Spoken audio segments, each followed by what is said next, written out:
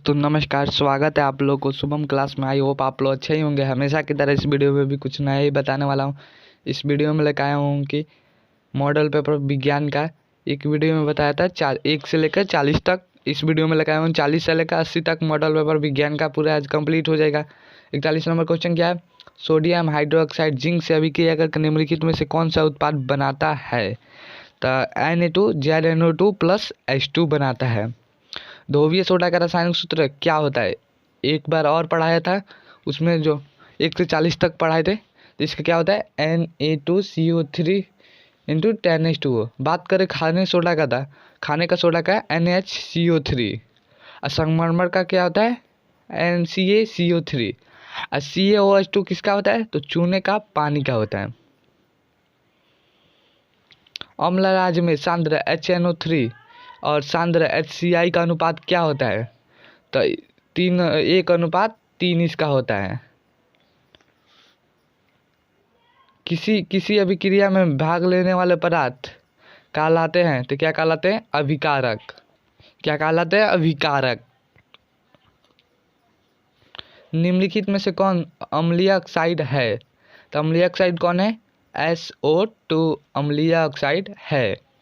निम्नलिखित में से कौन सा पदार्थ जलीय घोल को लाल लिटमस पत्र को नीला कर देता है? तो अम्ल नीले लिटमस पत्र को लाल कर देता है। इसका सेम उल्टा रहता है, नीले को लाल कर देता है। ये क्षार लाल लिटमस पत्र को नीला कर देता है, इसमें क्षार होगा। स्वस्थ शरीर का पीएच मान कितना होता है? तो वही मानव शरीर का पीएच मान 7.0 से 7.8 तक होता है। परास के बीच कार्य करता है। निम्नलिखित यौगिकों में कौन जल में विलय है? कौन विलय है?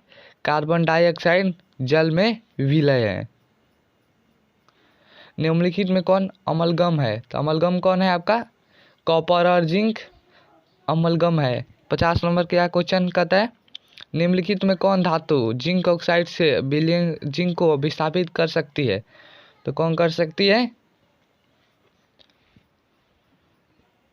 निम्नलिखित में से कौन सी धातु जिंक और सल्फेट के विलयन से जिंक को विस्थापित कर सकती है?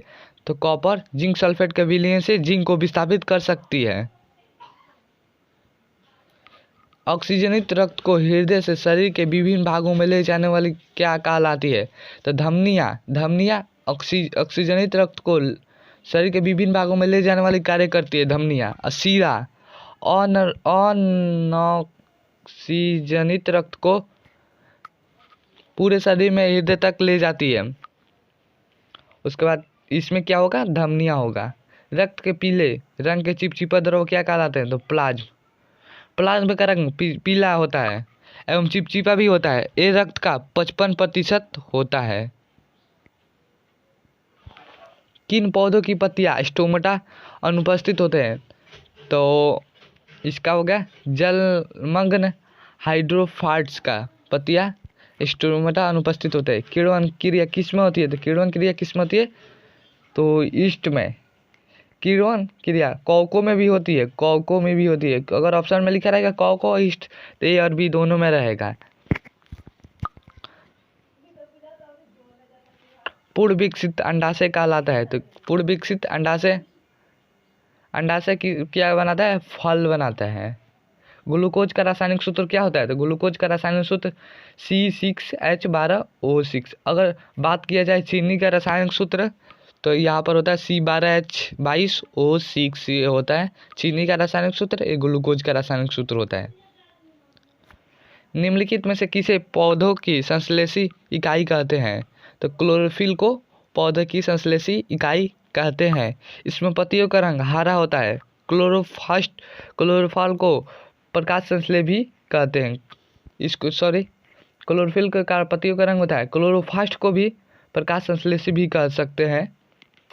अंडोत्सर्ग का क्या कारण है? तो LH हार्मोन है। निम्नलिखित जीवों में किसमें अलैंगिक जनन द्वारा नहीं होता है? तो लेशमानिया में होता है, पैरासीमिया में भी होता है, अमीबा में भी होता है। ईस्ट में नहीं होता है, लैंगिक विखंडन द्वारा नहीं होता है। प्राकृतिक में ऑक्सीजन का संतुलन कैसे बना रहता है? तो प्रकाश संश्लेषण द्वारा ऑक्सीजन का संतुलन बना रहता है। नंबर क्वेश्चन क्या है कि पाचन में निम्नलिखित में से किस रस की भूमिका होती है? तो क्या होती है? पीत रस की भी भूमिका होती है, अग्नाशय भी रस की भूमिका होती है, यंत्र रस की भी भूमिका, इनमें से सभी कुछ आंसर डी होगा इसका। ट्रिप्सिन नामक एंजाइम्स पाया जाता है किसमें? तो इसमें जठर रस में ट्रिप्सिन नामक एंजाइम पाया जो पेट में रहता है, यानी पेट में रहता है। आहार नाल को सबसे लंबा भाग क्या है? तो आहार नाल का सबसे लंबा भाग छोटी आंत है जो 8 से 10 फीट लंबी रहती है। मनुष्य में पाचन क्रिया का आरंभ कहाँ से होता है? तो मुख गुहा से होता है। कार्बोहाइड्रेट का पाचन मुख गुहा से भी होता है। निम्नलिखित में से कौन वसा के पाचन में सहायक होता है? तो कौन होता है? तो लाइपेज वसा के पाचन में सहायक होता है। ग्लूकोरोसिस की क्रिया संपन्न होती है किसमें संपन्न होती है? ग्लूकोरोसिस की क्रिया तो आपको होती है कोशिका द्रव्य में, आपका ग्लूकोलिसिस की क्रिया होती है। ओजोन परत किस पाया ओजोन परत है? ओजोन परत लाभदायक है, बैगनी किरण हानिकारक होती है। ओजोन का सूत्र क्या होता है? तो ओजोन का सूत्र O3 होता है। निम्नलिखित में कौन फूल में नर प्रजनन है? तो कौन है आपका पुंकेसर? फूल में नर प्रजनन अंग है।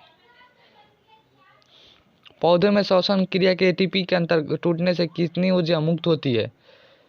तो 30.5 kg मोल प्रति मोल होती है। इथाइल अल्कोहल किस प्रकार का श्वसन है? तो इथाइल अल्कोहल अवायवीय श्वसन है इथाइल अल्कोहल। रक्त में उपस्थित कौन सी कणिकाएं श्वसन गैसों के परिवहन में भाग लेती है? तो कौन लेती है? लाल रक्त कोशिकाएं जिनकी जीवन अवधि होती है 120 दिन। पादप कोशिकाएं जमा रहते हैं किसमें? तो पादप कोशिकाएं पत्तियों में भी जमा रहता है, छाल में भी जमा रहता है, कोशिका द्रव्य में भी, इसमें इनमें सभी। मनुष्य की आहार नाल का कौन सा भाग किसी एंजाइम्स को स्रावित नहीं करता है? तो कौन सा भाग? ग्रास नली। मूत्र की सांद्रता किसकी उपस्थिति पर निर्भर करती है? तो किस पर करती है? तो ADH की। मूत्र की सांद्रता किसकी उपस्थिति पर करती है? तो ADH की सांद्रता पर। कौन सा हार्मोन पौधे की वृद्धि से संबंधित होता है? तो आपको अभिशिक्षिक अम्ल तीनों वृद्धि करते हैं। हार्मोन को पौधे की वृद्धि करते हैं। मानव हृदय किस तंत्र का भाग है? तो किस तंत्र का भाग है मानव हृदय? परिवहन तंत्र का भाग है। जीवन विज्ञान की वह शाखा जो गुणों के वंशानुक्रम के अध्ययन से संबंधित है, तो क्या है? अनुवांशिकी। श्वसन क्रिया में निम्नलिखित में से किस गैस को ग्रहण किया जाता है? तो श्वसन क्रिया में इसमें O2 को ग्रहण कर दिया था और CO2 को छोड़ा जाता है। ऑक्सीजन ग्लूकोज में कार्बन की संख्या कितनी परमाणु? ग्लूकोज में कार्बन के कितने परमाणु है? तो ग्लूकोज में कितने कार्बन के परमाणु है? इसका सूत्र क्या था? C6H12O6। कार्बन के कितना परमाणु है? तो 6 है, जिसका सही उत्तर बी होगा। 80 नंबर, मनुष्य में अनैच्छिक क्रियाओं का नियंत्रण केंद्र अवस्थित है किसमें? तो आपका पश्च मस्तिष्क में होता है।